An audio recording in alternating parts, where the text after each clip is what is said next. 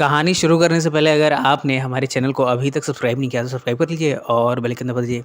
अगर ये वीडियो पसंद आए तो लाइक का बटन दबाना ना भूलें। इस फिल्म की शुरुआत होती है माउंट एवरेस्ट की ऊंचाइयों से।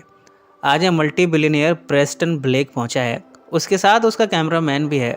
ब्लेक अपनी एक्साइटमेंट को कैमरे में रिकॉर्ड करवा रहा है। ब्लेक के साथ उसके और भी साथी हैं। ब्लेक बताता है कि उसकी उम्र 82 साल है और इस उम्र में भी वह इतनी ऊंचाई का सफ़र कर पाया है। तभी यहाँ जोर का तूफान आता है। बाकी तो भागकर नीचे की तरफ चले गए, जबकि ब्लेक की जवानी है जो उतरने का नाम नहीं ले रही। वो तो और भी चढ़ती जा रही है। इस जवानी के उफान में वो और भी ऊंचाई पर चढ़ता जा रहा है। तभी 3 घंटे के बाद यहाँ हमें ब्लेक भी दिखा, पर वो फ्रीज हो चुका है। उसकी सांसें अब हमेशा के लिए थम चुकी हैं। बाद में ब्लेक को पहाड़ से उतारा जाता है। उसे हेलीकॉप्टर से न्यूयॉर्क लाया गया है। अब ये खबर पूरे न्यूयॉर्क में फैल चुकी है कि ब्लेक मरते मरते $40 बिलियन की प्रॉपर्टी छोड़ गया है। उसने कोई विल तैयार नहीं की थी। उसका कोई उत्तराधिकारी दूर दूर तक दिख नहीं रहा। ब्लेक की कंपनी के बोर्ड ऑफ डायरेक्टर्स में से एक है पीटर और एक है एंडरसन। ये दोनों तो सारा माल हड़पना चाहते हैं। अब ये पता चला है कि ब्लेक का एक नेफ्यू है, कोई लॉन्गफेलो डीट्स। जब इन्हें खबर लगी है तभी पता चलता है कि लीगली डीट्स को ये संपत्ति मिलेगी। पीटर और एंडरसन डीट्स का पता लगाते हैं। डीट्स न्यू हैम्पशायर में एक पिज़्ज़ा शॉप चलाता है। इसके साथ ही वो ग्रीटिंग कार्ड्स भी लिखता है। पीटर और एंडरसन उसे ढूंढने जाते हैं।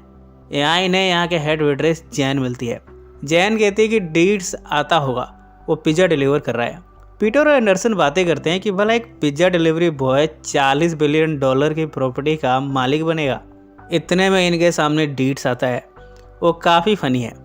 जब उसे पता चला है कि वो $40 बिलियन का मालिक होने वाला है तब तो उसे यकीन ही नहीं होता। डीट्स को प्राइवेट प्लेन से उड़ाकर न्यूयॉर्क लाया जा रहा है। डीट्स पहली बार प्लेन में बैठा है। उसकी हरकतें निराली हैं। वो यहाँ ऐसा लग रहा है कि किसी ट्रिप की ब्लॉगिंग कर रहा है। पीटर और एंडरसन उसकी बेवकूफ़ी पर हंसते हैं। न्यूयॉर्क पहुँचकर डीट्स की मुलाकात अपने पर्सनल सर्वेंट एमिलियो से हो रही है। एमिलियो कहता है कि आज से डीट्स की देखरेख की जिम्मेदारी सारी उसकी है। पीटर और एंडरसन की बातों से हमें पता चलता है कि पीटर इस बिजनेस में 49% शेयर ओन करता है। बाकी के 51% शेयर ब्लेक के थे।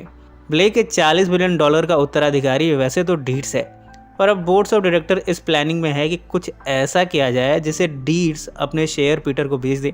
इस काम की लीगली सारी तैयारियां की जा रही हैं। इन सब में डीट्स अपनी ऊट पटांग हरकतें करता रहता है। वो अपनी आदत से मजबूर किसी को भी पंच मार देता है, पर उसे नहीं पता कि उसके पीछे क्या साजिश हो रही है। इस कहानी में पैम भी है।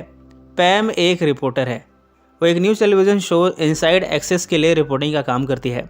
पैम का बॉस इस प्लानिंग में है कि किसी तरह पैम डीट्स को अपने हुस्न के जाल में फंसा ले। इस तरह इस बेशुमार दौलत में इनका भी शेयर होगा। पैम अपने साथी के साथ वहाँ खड़ी है जहाँ फिलहाल डीट्स पहुँचा है। पैम के कहने पर उसका साथी उसे छेड़ता है। पैम प्रिटेंड करते हुए बचाव बचाव चिल्लाती है। डीट्स की नज़र जाती है। डीट्स पैम के मोलेस्टर को मारने दौड़ता है। अंत में उसे पकड़कर बहुत बुरी तरह मार मार कर उसके होश उड़ा देता है।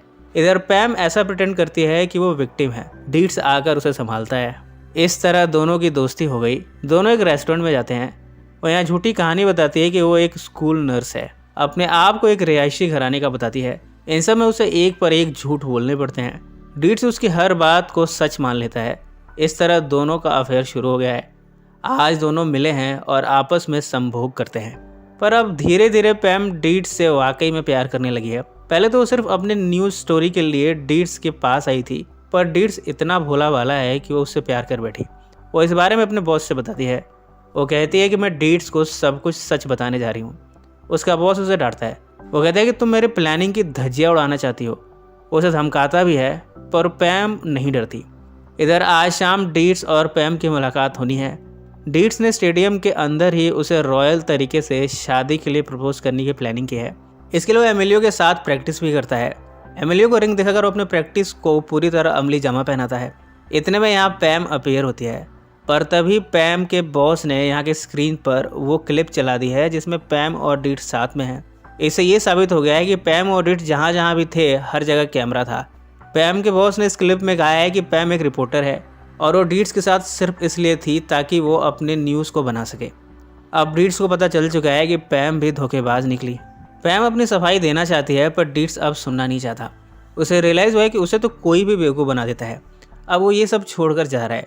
वो पीटर और एंडरसन से कहता है कि मेरा शेयर किसी एनजीओ को दान कर देना। वो सड़क पर लिफ्ट मांगकर वापस न्यू हैम्पशायर आ गया। इधर अब पीटर ने सारा शेयर हड़पने की तैयारी कर ली है। पैम डीड्स से अपनी गलती की माफ़ी मांगना चाहती है। उसे अब डीड्स के पैसे नहीं चाहिए, ना ही कोई स्टोरी चाहिए अपनी रिपोर्टिंग के लिए। उसे तो बस डीड्स का साथ चाहिए। वो डीड की पिज्ज़ा शॉप पहुंची है। यहाँ उसका सामना जैन से होता है। जैन पैम से काफ़ी नाराज़ है। वो कहती है कि तुमने डीड्स का दिल तोड़ा और अब तुम मुझसे फाइट करोगी। यहाँ पैम और जैन में फाइट होती है। इस घुसम घुस में अंत में पैम जीत गई। पैम डीड्स को ढूंढने उसके घर पर जाती है, पर यहाँ के बर्फ़ में वो गिर जाती है। वो हेल्प के लिए चिल्लाती है। डीड्स यहाँ से साइकिलिंग करता हुआ गुजरता है। वो पैम को देखकर ये समझता है कि इस बार भी कोई कैमरा यहाँ लगा है। वो पैम को मरने के लिए छोड़ देता है, पर अंत में जब वो देखता है कि यहाँ चारों तरफ कोई कैमरा नहीं है, तब वो पैम को बचाने जाता है।